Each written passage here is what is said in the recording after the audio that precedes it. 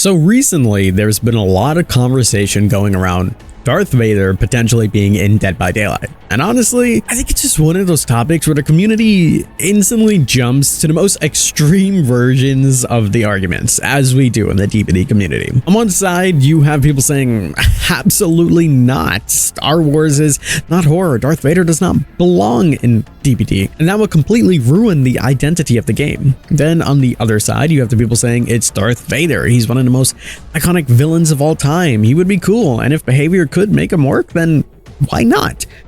And honestly, I kind of understand both sides of the conversation. As I tend to do with most things, I always put myself in both POVs. This whole thing really started picking up around May the 4th. Ironically, well, not so ironically, that was the entire point, especially with Dead by Daylight heading into its 10th year anniversary. And Spook and Jukes, alongside a lot of other people on Twitter, were having a back and forth about whether Darth Vader should even be considered for DBD. Shout out Spook and Jukes, that's my guy as well, but we're going to be unbiased there. One of the overarching points that Spook and Jukes was trying to say was, why do DBD fans act like they know what fits in the game better than the people who actually created it and have been building it for the last 10 years, specifically Matthew Kote.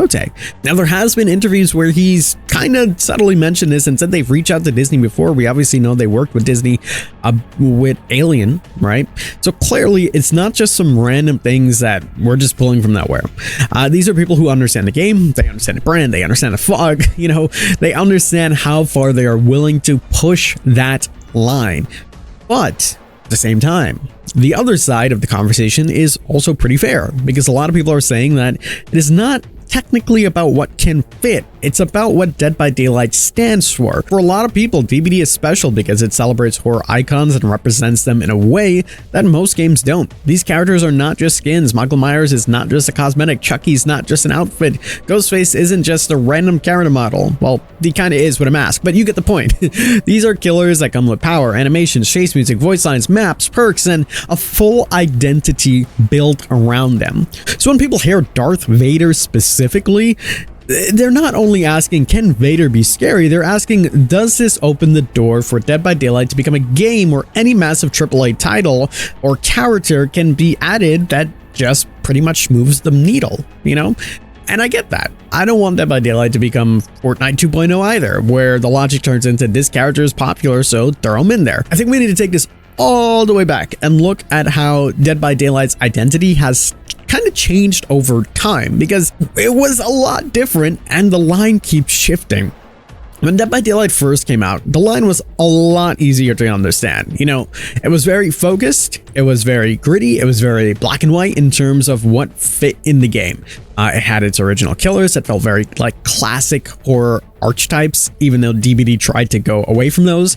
But coming in, it was very obvious with the names, especially with the licenses like Myers, you know, Bubba, Freddy, Pig, Ghostface, Silent Hill, Resident Evil, and all that stuff pretty much made sense on paper. You don't really need to explain why Michael Myers was in Dead by Daylight. You know, we didn't need to do a 30-minute debate on why Bubba belonged in the fog, or why any horror icon essentially was in Dead by Daylight, because Dead by Daylight was a horror game and it was very easy to connect those dots. Now, over the years, as time has gone on, in the 10 years of Dead by Daylight being DBD, that line started to move. The game got bigger, the audience got bigger, the type of collaborations changed, and the definition of what belongs in the game became way less clear. For me, one of the major times that this was pushed was all the way as early as Trickster. Now, I remember this being a huge debate. When Trickster came out, a lot of people were upset because they didn't feel like they expected him as a Dead by Daylight killer. He was colorful, he was flashy, he had that K-pop inspiration, and he looked very different from the gruesome killers that we traditionally saw and the designs we're used to. A lot of players looked at him and felt like he didn't belong in the same game with Trapper, Wraith, Nurse, Myers, Huntress, you know? They thought it just was a bit too far of a stretch. But I personally always thought Trickster was a smart idea from a marketing and audience standpoint. He targeted a completely different market. He brought in a different style, and he showed that behavior was willing to step outside of the safest version of horror. Whether people liked him or not, Trickster showed that DBD was not only asking, is this pure horror? The question solely became, can this be adapted into Dead by Daylight in a way that makes sense? The answer was yes. They completely nailed it. Trickster 100% belongs in the fog. I mean, just read his lore. And that is when a completely different conversation pretty much started. Let's fast forward a little bit to Chucky. And I think Chucky was one of the best examples of how something sounds a bit weird on paper, but worked extremely well when executed properly. For years, as we debated what's coming into the fog, people talked about Chucky potentially coming into Dead by Daylight. One of the biggest concerns for him, though, was he might be too silly, specifically from Matthew Cote. I mean, he's a tiny doll, he talks a lot, he has a much more comedic side to him, and even though he clearly is from horror, there were a lot of ways that chapter could have gone wrong. Remember that interview with Matthew Cote where he basically said that Chucky might be too silly for Dead by Daylight, and honestly, at the time, that kind of made sense. If you describe Chucky to most people in the most basic way possible, a little doll running around stabbing survivors in a game where killers are, normal-sized threats, it sounds like something that could become a meme really quickly and just wouldn't work. Then, Chucky came into the game, right? Which was a big shock to a lot of people. And now I think it's one of the better chapters that they've ever done. This is where execution matters so much. Chucky worked because behavior found the right way to bring him into the fog. The camera angles, the animations, the voice lines, the movement, the personality, everything worked together. Something that could have felt ridiculous ended up feeling natural and was handled properly. And this is important for the Vader conversation as well, because sometimes an idea sounds strange until you actually see how behavior translates it into DBD. Then that line that we talked about, it kept moving again with Tokyo Ghoul, Nicolas Cage. Let's talk about Kaneki for a second. You can definitely make that horror argument for Kaneki, 100%. There are tons of horror and dark themes and violence and a lot of disturbing imagery when it comes down to Tokyo Ghoul, and that fits perfectly inside DBD. But for a lot of people, the first thing that came to mind and what they thought about was just it being an anime. They don't instantly think of horror or slasher horror or survival horror. They think of anime first, and then they think about horror elements after that. And even though Tokyo Ghoul has a lot of things that make sense for DBD, it still pushed the line because it brought in a different audience. It brought in a different medium, a different style than Dead by Daylight was originally known for. Before this, Trickster was the closest thing we had to that. Then you have things like The Witcher, and Tomb Raider, which we've talked about in previous videos. You're welcome to go watch it, where we had this exact conversation. And those are really important as well. When people think of The Witcher, you probably think of more fantasy, monsters, swords, magic, medieval, Geralt, all that kind of stuff. And absolutely, it has horror elements in The Witcher. There's monsters, curses, dark stories, But if someone were to really label The Witcher as a franchise, horror probably wouldn't be the first label they would slap onto that. And Tomb Raider in that sense is very similar. Tomb Raider is more of like an Indiana Jones kind of thing, more adventure and exploration, action. We got like the ancient ruins and the traps, really Indiana Jones style feeling. Now, there are creepy moments, there are dark moments in there, and, Lara Croft has seen some crazy things. So in that way, it does make sense to be put into Dead by Daylight. But again, most people are not going to look at Tomb Raider and say that it's primarily a horror franchise. And that's where the line itself gets very blurry. Because if you're allowing franchises that pretty much are fantasy first or action first, adventure first, anime first, but they have horror elements that can be pulled into the fog, then the question then becomes, where does that line stop? And that brings us full circle back to Darth Vader. For me, the issue with Darth Vader is not whether he can be scary. Darth Vader is absolutely scary. Let's not beat around the bush here. The breathing, the voice, the slow walk, the lightsaber. Come on. He is scary. He is oppressive. He's the kind of presence that could work in a chase or in a trial. But Star Wars as a whole is not horror. Star Wars is sci-fi, fantasy, action, space opera, and a bunch of other things before you think about horror. It has its dark moments, it has its scary characters, and it has heavy themes. But I personally would not drop Star Wars with a horror tag. I think that's the main reason people have such a strong reaction to this one specifically. With The Witcher, you know, you can say it has monsters, right? With Tomb Raider, you can say that it's survival and it's creepy, you know, with its tombs and whatever. With Tokyo Ghoul, you can say that, you know, it at its body, it was horror. And even with Chucky, you know, while still silly, he is a horror icon. But with Star Wars, the overall umbrella is a little bit further away from what Dead by Daylight started to kind of understand and make people to see. So the question then becomes, okay, are we really going to do this now? And that's a completely fair concern. Now, again, as I said, I don't think Darth Vader fits Dead by Daylight perfectly. You know, I don't think he's a clean fit. I don't think he is the first character I would ever point to if someone asks me what chapter should be next.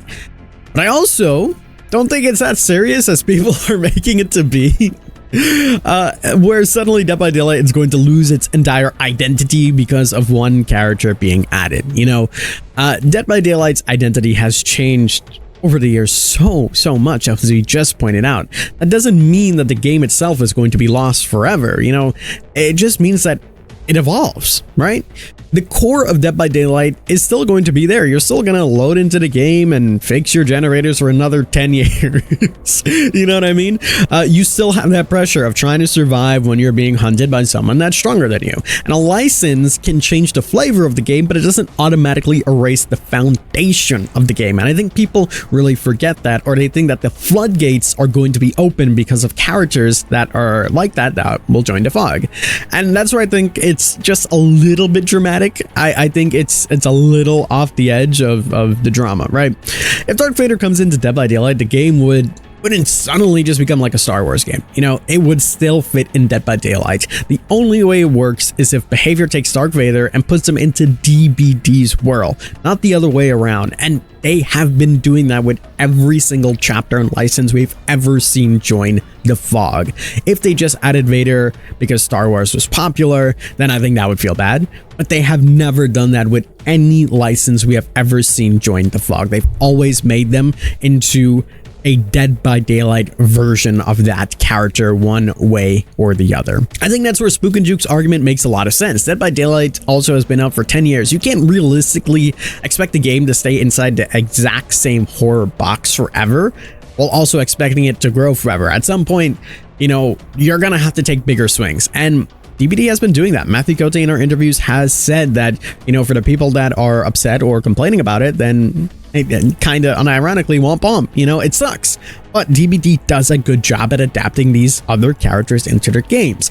The game needs moments where people who haven't played in a while see an announcement and says, wait, they added who? That really matters for a live service game, you know, and especially something that's been along for this long, 10 years. And I've seen the argument of people saying they're never going to play this game again. And we've heard this before. We've heard this with FNAF. We've heard this with Trickster. We've heard this with Koniki. We've heard this time and time and time again about people just saying they're never going to play DBD because of this.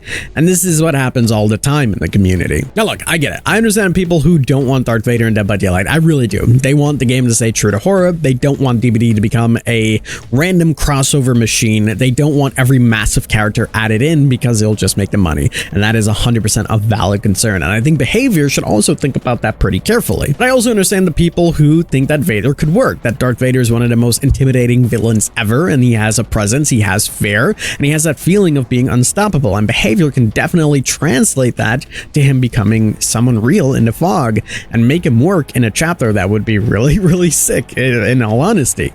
And, you know, for me personally, that same argument can be made with a ton of different awesome horror icons like Homelander, for example. Darth Vader is pretty much in that similar lane where he doesn't fit perfectly, but he does have that same presence of fear, and Behavior could make it work. And we've seen Behavior do it before with characters like Vecna from Dungeons and Dragons, you know, like What on Earth, like how would that fit into Dead by Daylight? But it did, you know, it worked. So at the end of the day, the execution is always going to be the biggest thing for me. A character can be from a horror franchise and still make a bad chapter. A horror can be outside of traditional horror and make a great chapter. So for me, my opinion is pretty simple. I personally don't think Darth Vader belongs in Dead by Daylight in the cleanest way. I think Star Wars is definitely a big stretch, and I think it would push the boundaries quite a lot more than anything else that they've done.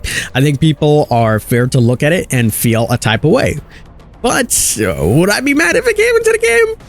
No, honestly, I think it would be cool. I would love to see what they would do with him. And, you know, I would love to see that trailer as well. I would love to see how they handle everything. You know, the lightsaber, the terror radius, like that would be sick. That would be really, really cool. I love Star Wars, you know, so I would love for something like that to join the fog. At the end of the day, I'll judge in the same way how I judge pretty much every chapter. How does it play? How does it feel? How does it actually work in Dead by Daylight? Because that is what matters most, you know, not whether the idea sounds weird on Twitter or whether people say they're quitting before they even see it, you know, and not whether the franchise fits into the horror label, but what matters is whether behavior can take that character, pull out that fear, and then plop it into the fog.